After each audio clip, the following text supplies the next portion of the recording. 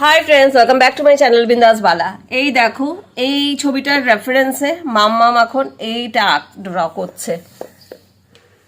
নে কর রেফারেন্স ওই ছবিটা। এই যে এই ছবিটা হচ্ছে রেফারেন্স, আর মাম্মা করছে এটা। টুনির মা আমার।